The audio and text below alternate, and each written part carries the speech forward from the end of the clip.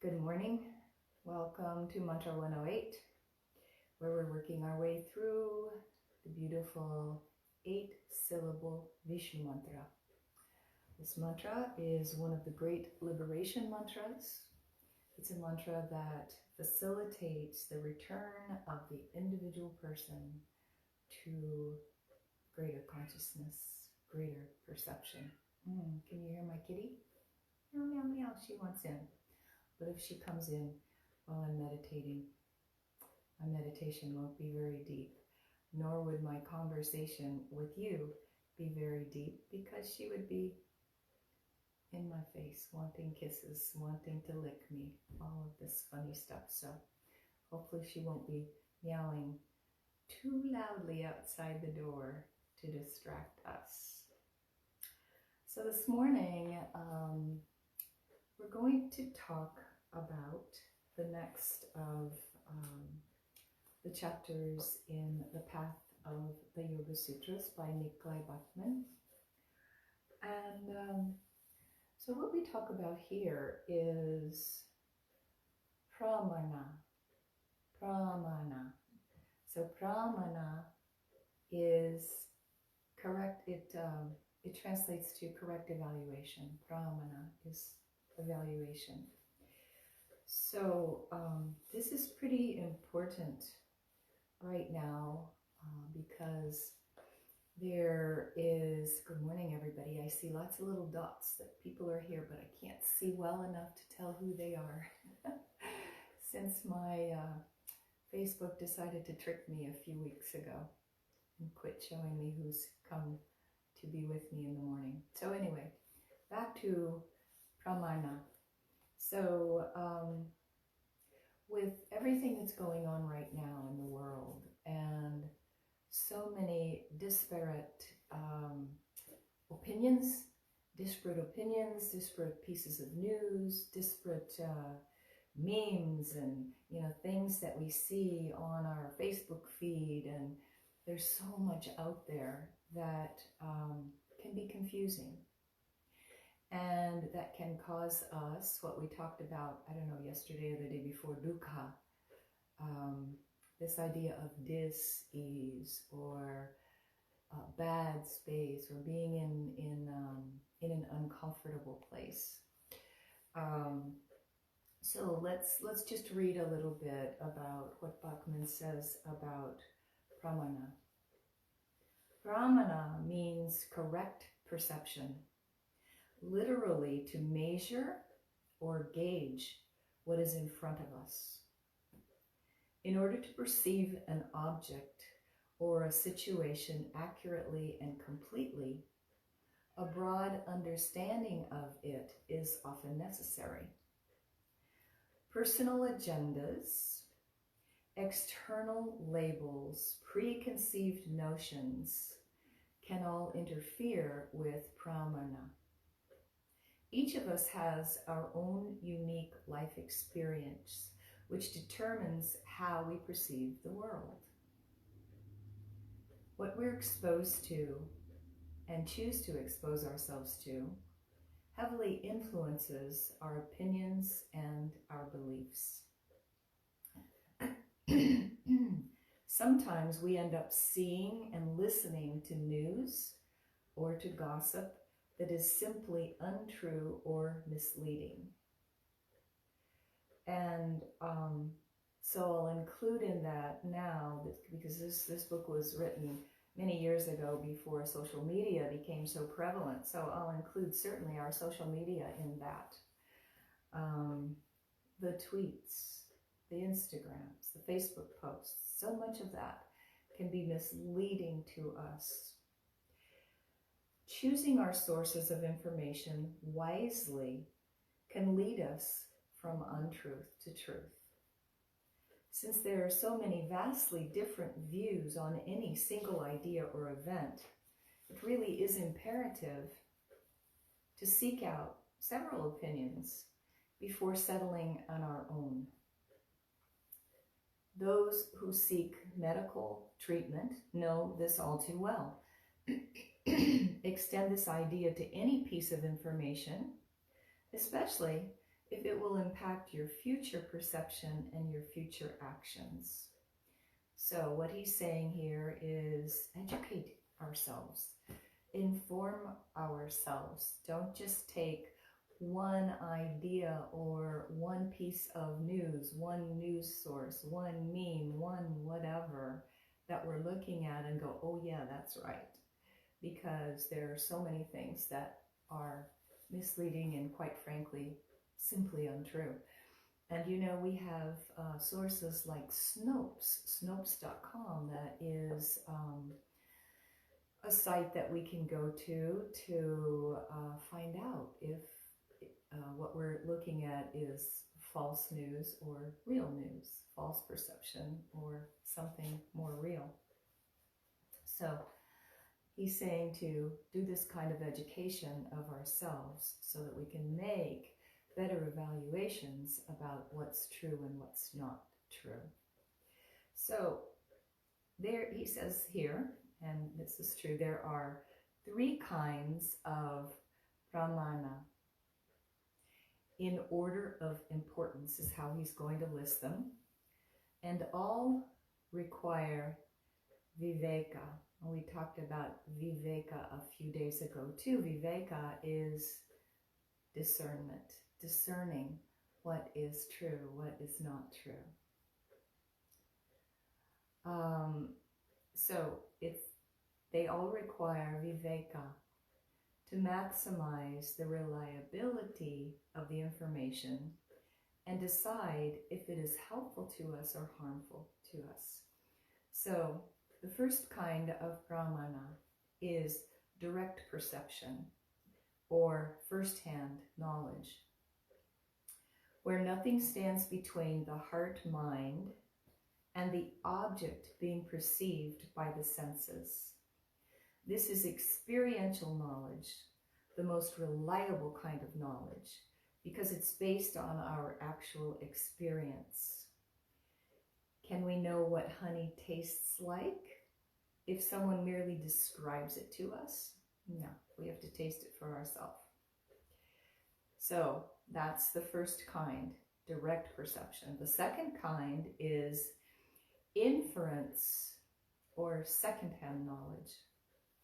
The mind is involved here, inferring information based on what is perceived.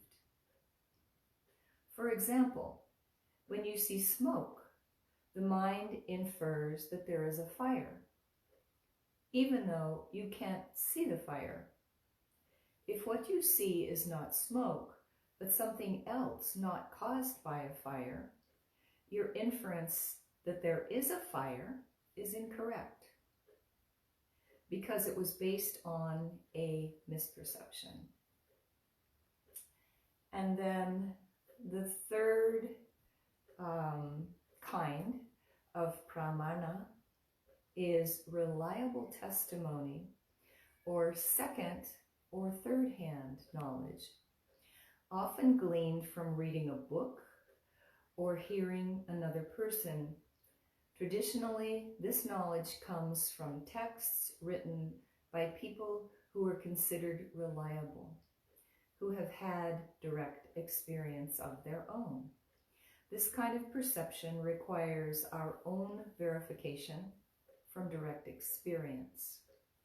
Testimony informs and reinforces our own direct perception. So those are the 3 kinds of pramana. Now I'll read this last paragraph that I thought was important. Correct perception can be either helpful or harmful. A helpful or neutral pramana is simply when we perceive something accurately and it doesn't disturb our heart-mind. A helpful pramana could be witnessing an act of unconditional love, unconditional kindness, such as a person helping a complete stranger get up after taking a fall. A harmful pramana is when we correctly observe something that disturbs the heart-mind, We have an example of this right now. Many of us have witnessed the video that showed George Floyd being murdered. So this is a very good example of a harmful pramana. It's something that we've witnessed, and it's very disturbing to the heart, mind. If we witness an event that we simply cannot process because it is so foreign to us, our heart, mind doesn't know how to digest it. So it becomes improperly recorded in memory. It is simply not a part of our reality. This undigested material has the potential to cause confusion, just as undigested food can cause physical disease.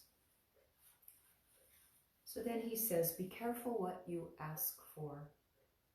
The universe has a way of listening to our thoughts and providing what is necessary to move in their direction.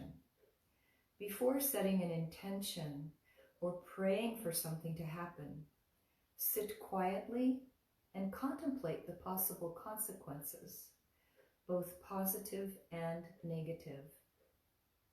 If our heart-mind is imbued with clarity and with discernment and compassion, we will see objects and events as they are and funnel that truth into our prayers and intentions. True thoughts, honest communication, and right action naturally follow, leading to positive, accurate memories that will then support these qualities in our heart, mind, in a recurring cycle that develops and refines our field of consciousness. So I think, to kind of summarize what he's saying here is that it's important for us to have discernment, viveka, so that when we observe something, when we read something, when we're exposed to something, we can discern whether it is going to be helpful to us or harmful to us. We can discern whether it's going to be truthful or not truthful. We can discern whether or not this is something that will be digestible to us or something that will clog up this digestive system of our heart, mind, of our chitta. And so it's important that we have correct evaluation. So those are the thoughts I leave you with here this morning, and now we'll go into our mantra practice. Oh, by the way, let's see, we're on day 13, almost completing our full second week of practice.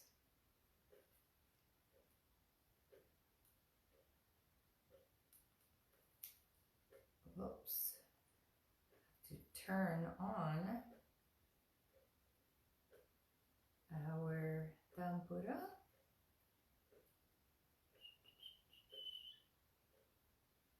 All right.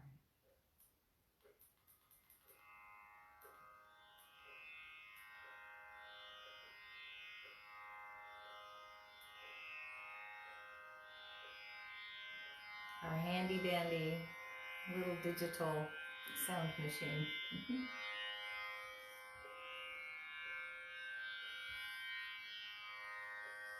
Close your eyes and sit tall by pressing through the crown, lengthening through the tailbone. Maybe wiggle the shoulders around a little if they're at all tight. Drop those shoulders down, away from your ears.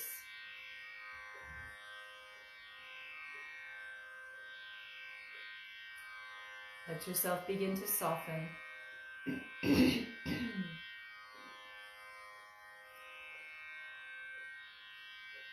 Soften your skin, your muscles. Soften that heart, mind field. And we'll take an inhale together to begin.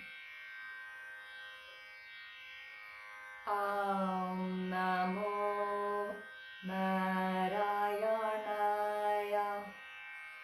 Auṁ Namo Nārāyaṇāya. Auṁ Namo Nārāyaṇāya. Auṁ Namo Nārāyaṇāya. Auṁ Namo Nārāyaṇāya. Auṁ Namo Nārāyaṇāya. Auṁ Namo Nārāyaṇāya. Auṁ Namo Nārāyaṇāya. Auṁ Namo Nārāyaṇāya. Auṁ Namo Nārāyaṇāya.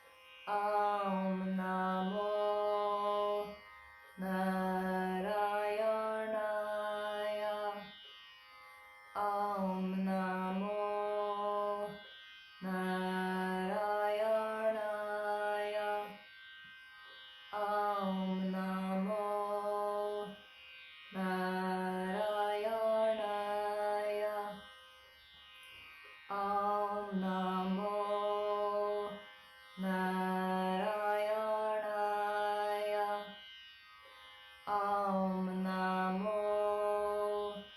Nārayaṇāya. Auṁ Namo Nārayaṇāya. Auṁ Namo Nārayaṇāya. Auṁ Namo Nārayaṇāya.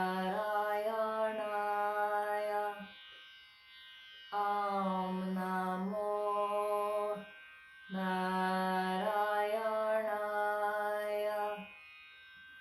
Auṁ Namo Nārayaṇāya.